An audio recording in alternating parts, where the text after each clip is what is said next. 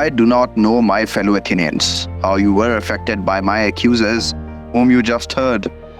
But they spoke so persuasively that they almost made me forget who I was. Yet they hardly uttered a word of truth. But many of you are thinking, then what is the origin of these accusations, Socrates? That is a fair question. Let me explain their origins. Some of you know my good friend Xenophon. Before he died, he went to Delphi and asked the religious oracle there to tell him who the wisest man in the world was. The oracle answered that there was no man wiser than Socrates. When I learned this, I asked myself, what can the god's oracle mean? For I knew I had no wisdom. After thinking it over for a long time, I decided that I had to find a man wiser than myself, so that I could go back to the god's oracle with this evidence. So I went to see a politician who was famous for his wisdom, but when I questioned him, I realized he really was not wise, although many people, he especially himself, thought he was. So I tried to explain it to him that although he thought himself wise, he really was not. But all that happened was that he came to hate me, and so did many of his supporters who overheard us.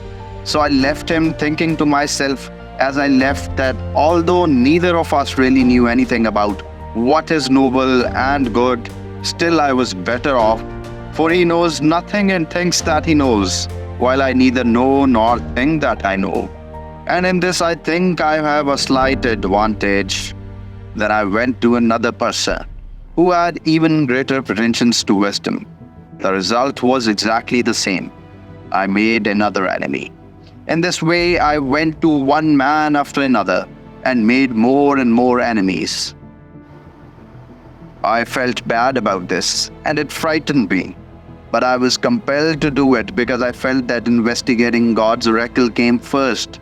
I said to myself, I must go to everyone who seems to be wise, so I can find out what the oracle meant. My heroes imagine that I myself possess the wisdom which I find lacking in others. But the truth is, men of Athens, that only God is wise, and by his oracle he wanted to show us that the wisdom of men is worth little or nothing. The wisest man is the one who, like Socrates, knows that his wisdom is in truth worth nothing. And so I go about the world, obedient to God. I search and question the wisdom of anyone who seems to be wise.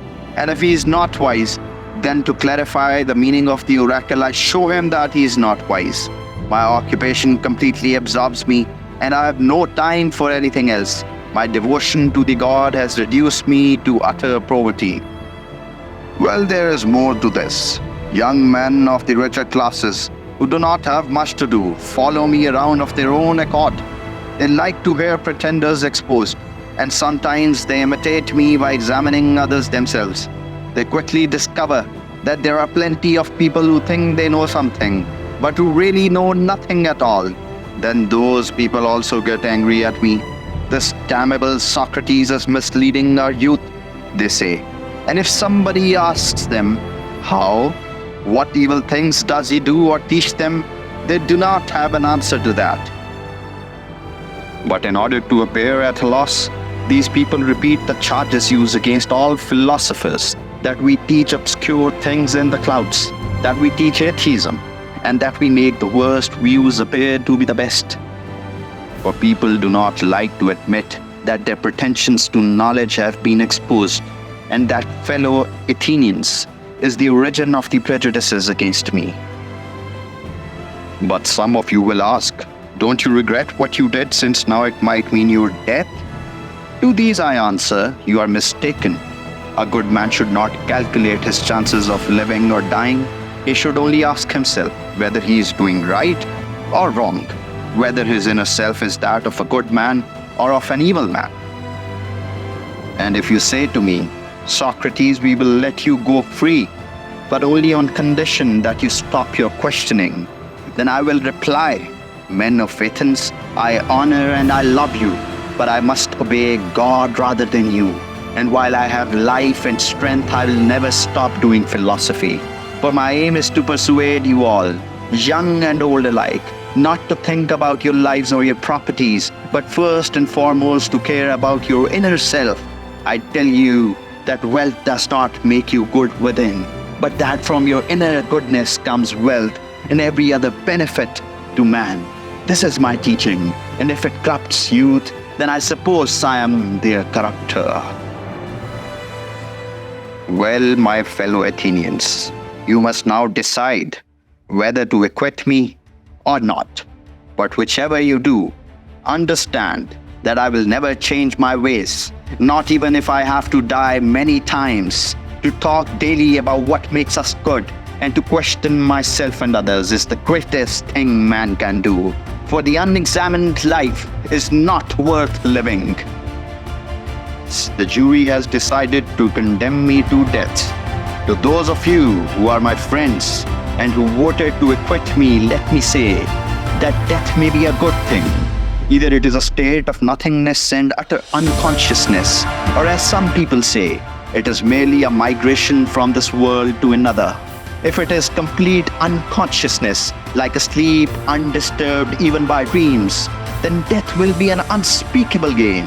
And if it is a journey to another world where all the dead live, then it will also be a great good. For then I can continue my search into true and false knowledge. In the next world, as in this one, I can continue questioning the great people of the past to find out who is wise and who merely pretends to be one. So do not be saddened by death. No evil can happen to a good man, either in this life or in death. Well, the hour of departure has arrived, and we must each go our ways. I to die and you to live. Which is better, only God knows.